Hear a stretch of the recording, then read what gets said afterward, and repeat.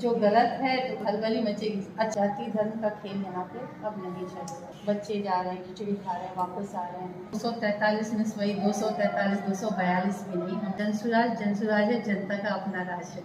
ये नहीं लगता कि जनसुराज के सामने कोई टिकने वाला है। जनसुराज ही चलेगा अपना राज। नमस्कार, मैं विशाल, आप देख रहे हैं फोर्थ पिलर न्यूज। आज हम बात करेंगे उस गौरवशाली बिहार की जिसका अस्तित्व लगातार खतरे में है। इस बिहार को मजदूर फैक्ट्री के नाम से अब जाना जाने लगा है और बिहार और बिहारियों को हर जगह गाली सिर्फ सुनने को मिलता है।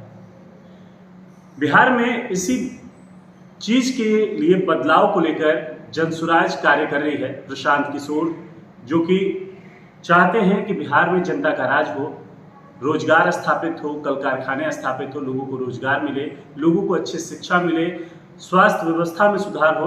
इन्हीं सब मुद्दों पर बात करने के लिए आज हमारे साथ शिक्षाविद हैं डॉक्टर पद्मा ओझा जी, जो कि भोजपुर जिले के बिहिया प्रखंड के कटिया गांव की रहने वाली है। पद्मा ओझा जी, पहले हमारे चैनल में आपका बहुत बहुत स्वागत है। बहुत बहुत धन्यवाद आपका। आपने जनसुराज को ही क्यों चुना? सबसे पहला ये सवाल है, क्योंकि और भी कई पार्टियां हैं। जनसुराज की विचारधारा ने हमें प्रभावित किया। पार्टियां ऐसा नहीं है कि हम राजनीति करनी है और हमें उस पार्टी में या उस पार्टी को ज्वाइन करें। कई लोगों ने पूछा कि आप जनसुराज में क्यों जा रहे हो, किसी और पार्टी को। बोला हमारा मकसद पार्टी में जाना या राजनीति नहीं है। हमारा मकसद है बिहार की व्यवस्था सुधारना और प्रशांत सर का जो विचारधारा है वो विचारधारा, उनकी विचारधारा ही हम लोगों को प्रभावित की कि हम बेंगलुरु से यहाँ आ गए। जिस विचारधारा की बात हो रही है प्रशांत किशोर जी की, तो हम ये भी कहना चाहेंगे कि जिस तरह से चिराग पासवान ने अपना विजन दिखाया है, बिहार फर्स्ट, बिहारी फर्स्ट, उससे प्रभावित नहीं हुई आप। नीतीश कुमार का भी विजन रहा या फिर तेजस्वी यादव का भी विजन रहा। उन्होंने भी कहा कि इतने रोजगार दिए जाएंगे अगर हमारी सरकार आती है। उन्होंने और 5 लाख का जो वो लेते हैं कि 5 लाख हम लोगों ने रोजगार दिया, इसको किस तरह से देखती हैं? देखिए, कहीं ना कहीं जैसे हम लोग भी दुनिया देख रहे हैं और राजनीतिक व्यवस्था पिछले 20-25 साल से देख रहे हैं, सुन रहे हैं, समझ रहे हैं। और जहाँ तक हमने प्रशांत सर को ऑब्जर्व किया, और वो वैसे भी 10 साल से एक राजनीतिक रणनीतिकार बने हुए हैं, सबको बनाने वाले वो हैं। और हमें लगता है कि उन्हें इतनी राजनीति की समझ हो गई है और जिस स्तर से और जिस विचारधारा को वो लेकर चले हैं, उसको ज़मीनी पे कहते हैं कि ज़मीन पे काम करना, कहीं ना कहीं हम लोग उससे अटैच हो रहे हैं। हमें भी वो सारी चीज़ें समझ में आ रही है जो वो कह रहे हैं। तो आखिर जनसुराज का मुख्य उद्देश्य क्या है? ये मुख्य उद्देश्य उनका यही है कि सही लोग आए, योग्य और शिक्षित लोग आए राजनीति में, ताकि राजनीति व्यवस्था को सुधारा जा सके। जिस सोच के साथ वो लगातार बिहार में पदयात्रा कर रहे हैं, घूम रहे हैं हर एक जिले में, क्या लगता है कि उनकी वो दूरदर्शी नेता बन पाएंगे? इसमें कोई शक नहीं है और हम तो शक बिल्कुल नहीं करते। हम मानते हैं कि जिस विचारधारा को लेकर वो चले हैं और जिस तरह से वो एक एक लोगों से मिल रहे हैं और अपनी विचारधारा, क्या आप बताइए कि उनकी समस्याओं को वो सोच रहे हैं, समझ रहे हैं और बता रहे हैं, तो हर लोग जो उनके पीछे 10 लोग थे, आज देखिए हज़ारों की भीड़ उनके पीछे चलती। तो कहीं ना कहीं उनकी विचारधारा सभी को समझ में आ रही है, तभी इतनी भीड़ उनके पीछे आ रही है, जिसमें हम लोग भी शामिल हैं। ऐसा ये है कि बिहार में जातिवाद बहुत हावी है। क्या उस जातिवाद को ये खत्म कर पाएंगे? क्या उसमें कामयाब हो पाएंगे? बिल्कुल। ये जनसुराज एक ऐसा अभियान है जिसमें जाति और धर्म से परे है, जिसमें जाति और धर्म का कोई स्थान ही नहीं है। यहाँ है मानवता, यहाँ है मनुष्य और मनुष्य की पीड़ा, उसको लोग समझ रहे हैं। और यहाँ पे आप देखेंगे कि हर धर्म और जाति, नीचे तबके से लेकर ऊपर तक हर लोग जुड़े हुए हैं। हमसे ही इतने मुसलमान भाई लोग जुड़े हैं, इतने दोस्ती आए दिन हमारे फेसबुक फ्रेंड बने जा रहे हैं। तो ये कहीं ना कहीं हमें बता रहा है कि ऐसी एक विचारधारा की ज़रूरत थी और सब लोग चाहते थे, जो आज एकजुट हो रहे हैं। तो क्या लगता है कि 2025 में बिहार में जनसुराज अपने प्रत्याशियों को उतारेगा? पूरी तरह से तैयार है? देखिए, यहाँ भी है कि जनता जिससे हम मिलने जा रहे हैं और उनको जिस तरह से हम समझा रहे हैं, अगर जनता समझ गई और जनता अगर तैयार हुई कि हम लड़ेंगे, तो ज़रूर लड़ेंगे। जिस तरह से प्रशांत किशोर जी ने 1 PM और 10 CM देने का काम किया अपने रणनीति के बदौलत, क्या लगता है कि उनकी रणनीति बिहार में कारगर होगी? और जिस तरह से विधानसभा चुनाव की तैयारियां हो रही हैं 2025 की, जब से उन्होंने कहा है कि हम राजनीतिक मंच नहीं अब दल बनकर आएंगे, और तो ऐसे में राजद में खलबली मची हुई है इसमें सभी कोई पार्टियों शक में। नहीं है कि वो आएंगे और खलबली तो मचेगी। जो गलत है तो खलबली मचेगी। अच्छे विचारधारा वाले लोग सब खुश हैं, जो गलत कर रहा है उसको तो खलबली मचेगी। राजद के जो प्रदेश अध्यक्ष हैं उनका एक लेटर वायरल हुआ है। जी देखा हमने, वही खलबली का वो साबित करता है कि वो लोग कितने परेशान हैं और अभी तो पार्टी बनी नहीं। अच्छा, क्या लगता है कि जिस तरह से बिहार में जाति आधारित गणना हुई, जी इसका प्रभाव बिहार पर क्या पड़ा, और क्या सभी वर्ग को संख्या के हिसाब से यहाँ पर भागीदारी मिलेगी क्या जनसुराज में? जनसुराज के सभी उद्देश्यों में एक ये भी बहुत महत्वपूर्ण उद्देश्य है कि यहाँ पे जातिगत संख्या को लेकर के उस तरह से उस हिसाब से हर किसी को वो स्तर और वो आप कहें कि वो पोस्ट दिया जा रहा है और कोशिश की जा रही है ताकि हर तबके के लोगों की बात सुनी जाए और हर किसी को, यही फिर से वही बात है कि जाति और धर्म से परे और सबको एक समान समझते हुए सबको एक समान अधिकार दिया जा रहा है। बड़ी बड़ी पार्टियां हैं, भाजपा है, राजद है, जदयू है, लोजपा है, ये सब पार्टियां जैसे चुनाव के समय में अगड़ा पिछड़ा की राजनीति, हिंदू मुस्लिम की राजनीति, इन सब चीज़ों पे आ जाती है। इसका कितना फायदा उठा सकता है जनसुराज? जनसुराज का मुहिम ही ऐसा है कि जनता का सुंदर और जनता के साथ वो चल रहे हैं और इस जनता में बार बार फिर वही बात आ रही है कि जाति धर्म बड़े छोटे से परे है, तो ये सब एक साथ चल रही है और इसके सामने कोई टिकने वाला नहीं है। जाति धर्म का खेल यहाँ पे अब नहीं चल रहा। तो लगता है कि बिहार में बदलाव होगा? बिल्कुल होगा, इसमें कोई शक ही नहीं है। ये बताइए, महिलाओं को उचित भागीदारी मिलेगी क्या जनसुराज में?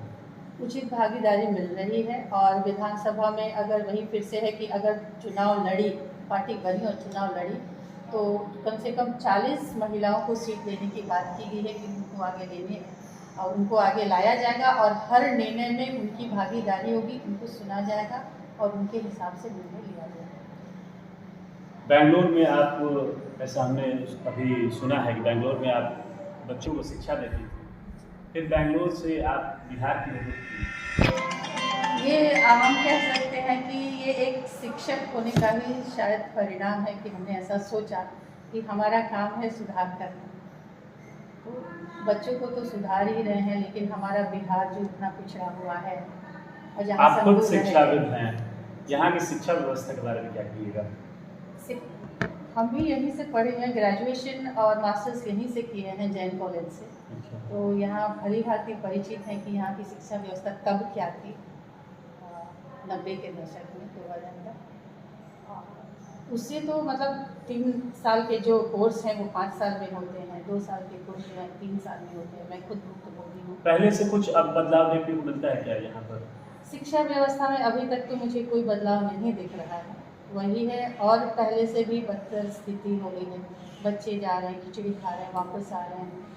शिक्षक जब बन तब आते हैं, उनका कोई अपना टाइम टेबल नहीं है, कोई उनको देखने वाला नहीं है और जो गार्जियन है वो पूछने वाला नहीं है, कोई सवाल नहीं करता। जनसुराज से जुड़कर किस तरह से बदलाव शिक्षा में आप लोग लाएंगे? हम जिस तरह से हम लोग काम करते थे, जहाँ भी हम लोग काम किए हैं प्राइवेट स्कूल में, उच्च स्तरीय शिक्षा है वहाँ पे। आजकल टेक्नोलॉजी इतना आ गया है, टेक्नोलॉजी यूज़ नहीं किया जा रहा है, तो हम चाहते हैं कि उस स्तर की शिक्षा इनको भी दी जाए, जो ऑलराउंड डेवलपमेंट होता है बच्चों में, उस पर काम किया जाए। चाइल्ड सेंट्रिक एजुकेशन हो, जो बच्चों को सेंटर में रख के उनके फायदे के लिए वैसी शिक्षा की व्यवस्था की जाए। बिहार में स्वास्थ्य व्यवस्था के सवाल पर आपकी क्या है? स्वास्थ्य व्यवस्था भी यहाँ पे बदतर है। आप जाइए तो सरकारी हॉस्पिटल्स में हम लोग कोरोना काल में भी देखते थे कि रूम का रूम बंद है, डैम्प है, सारी चीज़ें हैं, लेकिन स्टोर में सब कुछ बंद है, सुविधा कुछ भी नहीं है। और जो महामारी एक तो वो था ही, लेकिन जिस बदहाली में बिहार रहा वो पूरी दुनिया देखी, उसको सुधार तो करना ही होगा। इस तरीके से आप बिहार में बदलाव लाने की आप लोग बात कर रहे हैं, जनसुराज पूरी तरह से जगह जगह कार्यक्रम कर रहा है, क्या लगता है कि 10 सालों में अग्रणी पंक्ति में बिहार कैसे खड़ा होगा? इसमें कोई शक नहीं है। हम तो कहेंगे सर बोलते हैं कि 10-5 तक भी जा सकता है, जिस तरह से वो जुटे हुए हैं और हमारी जो विचारधारा जिस तरह से है और हम लोग काम कर रहे हैं तो वो ज़रूर आएगा, कोई शक नहीं है इसमें। तो 243 सीट पर क्या जनसुराज उम्मीदवार खड़ा करेगा? बिल्कुल, अगर चुनाव होता है तो 243 में वही 243, 242 भी नहीं, हम 243 की। किसी के साथ गठबंधन? बिल्कुल नहीं, कोई गठबंधन किसी के साथ नहीं। अगर हमारी पार्टी नहीं, मतलब जीत हारने का तो सवाल ही नहीं है, और अगर हार जाती है तो हम लोग 5 साल फिर मेहनत करेंगे, फिर आएंगे, लेकिन कोई गठबंधन नहीं करेंगे। एक सवाल और है कि जिस तरह से प्रशांत किशोर को भाजपा की बी टीम कहा जाता है, ये विचारधारा है सबकी सोचने की कि कहीं ना कहीं इनसे वो मिले हुए हैं या जो भी है, लेकिन हमारी कोई भी टीम नहीं है। जनसुराज जनसुराज है, जनता का अपना राज है। तो जनता का राज कायम करने में, स्थापित करने में जनसुराज को 243 सीट में कम से कम आधा बहुमत चाहिए जी। और अभी तक जो है प्रशांत किशोर जी का 20 या 22 जिलों में ही सिर्फ यात्रा हो चुका है, अभी तक शाहाबाद के जिलों में नहीं हुआ है। शाहाबाद में नहीं हुआ है, लेकिन हम लोग काम कर रहे हैं ना। आप कहीं जाइए पूछिए तो सबको पता है कि जनसुराज है क्या।